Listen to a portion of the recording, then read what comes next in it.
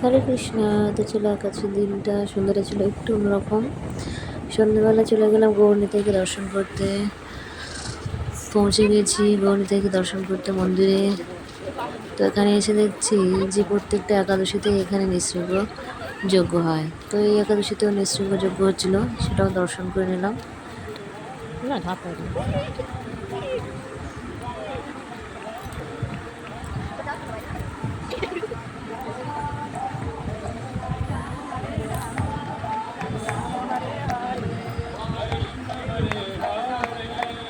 নিঃশৃঙ্গ যজ্ঞ হচ্ছে এখানে।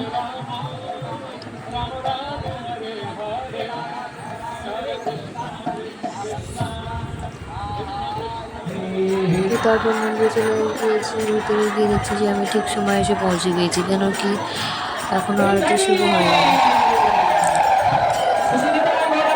তো গৌরী থেকে দর্শন করে নিলাম। ভগবানকে দর্শন করার একটা আলাদাই আনন্দ, সবাই দর্শন করো। তারপর শুরু হলো আরতি।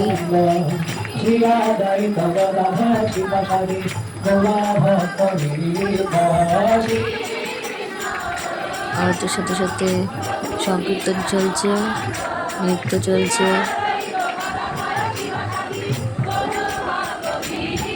হরে কৃষ্ণ হরে কৃষ্ণ কৃষ্ণ কৃষ্ণ হরে হরে হরে রাম রাম রাম হরে হরে। সকলে সকলে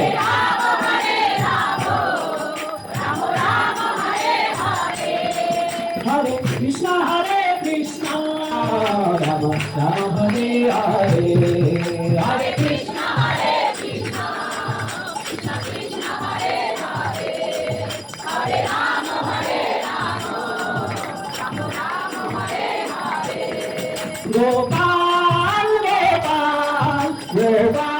আরতি শেষে এবার পুরো সব লাইট অফ করে দিয়েছে। এবারে দামোদর অষ্টকম পাঠ হবে।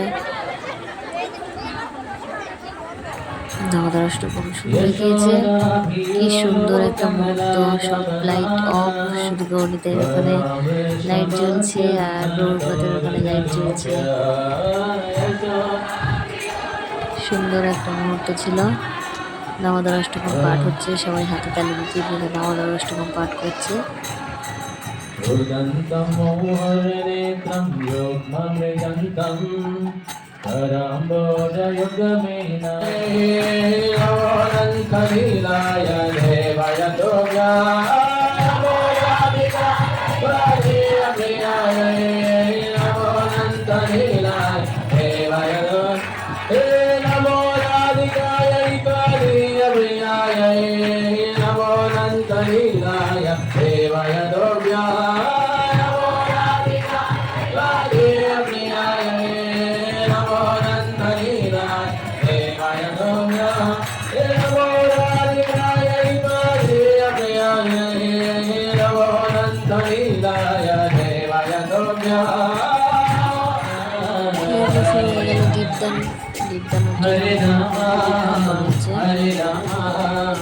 প্রত্যেকের হাতে প্রদীপ, দামোদর ভগবানকে দীপদান করছে।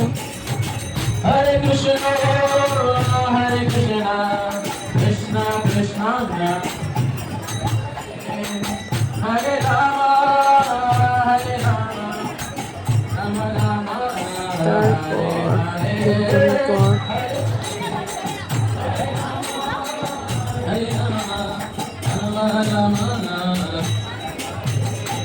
হরে কৃষ্ণ